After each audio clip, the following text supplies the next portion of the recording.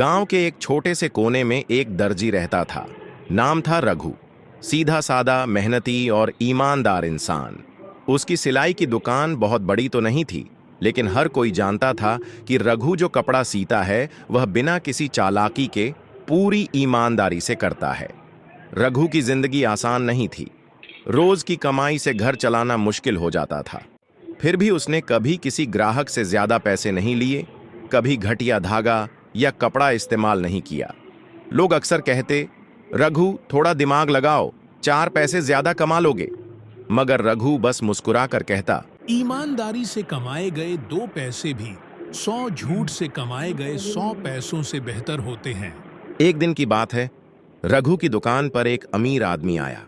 उसने बहुत महंगा सूट सिलवाने के लिए कपड़ा दिया और कहा, अगले हफ्ते मेरी बेटी की शादी है, सूट समय पर तैयार चाहिए। रघु ने वादा किया और काम में जुट गया। जब वह कपड़े को नाप रहा था तो उसकी जेब से एक मोटा सा लिफाफा गिरा। रघु ने लिफाफा उठाया और देखा, अंदर बहुत सारे रुपए थे, शायद लाखों में। कुछ देर तक रघु वहीं बैठा रहा, सोच में पड़ गया। ये पैसे कितनी जिंदगी संवार सकते थे, घर की मरम्मत, बेटी की शादी, बीमार पत्नी का इलाज। लेकिन फिर उसके मन की आवाज आई, क्या यही तेरा ईमान है रघु? और उसने बिना देर किए पैसे वाला लिफाफा कपड़े के साथ संभाल कर रख दिया। अगले दिन जब वह ग्राहक वापस आया तो रघु ने सूट के साथ वह लिफाफा भी लौटा दिया। आदमी हैरान रह गया। उसकी आंखों में आश्चर्य और कृतज्ञता दोनों थे। तुम जानते भी हो इसमें कितने पैसे थे? रघु बोला, पैसे चाहे जितने भी हों, वो मेरे नहीं है।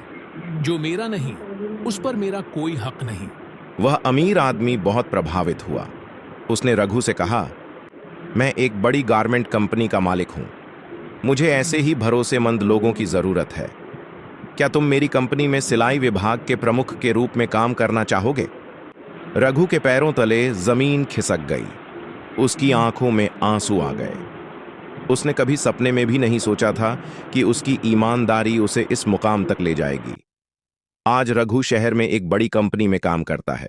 उसका खुद का एक छोटा सा घर है, बेटी पढ़ रही है और पत्नी का इलाज भी सही तरीके से हो पा रहा है। गांव वाले जब उससे मिलते हैं तो बच्चों को उसकी मिसाल देते हैं, देखो, रघु जैसा बनो। ईमानदारी का फल जरूर मीठा होता है। दोस्तों, ऐसी ही मजेदार कहानियों के लिए हमारे चैनल कैमनिश की कहानियों को सब्सक्राइब, लाइक और शेयर करना ना भूले। आपके प्यार और समर्थन के लिए धन्यवाद।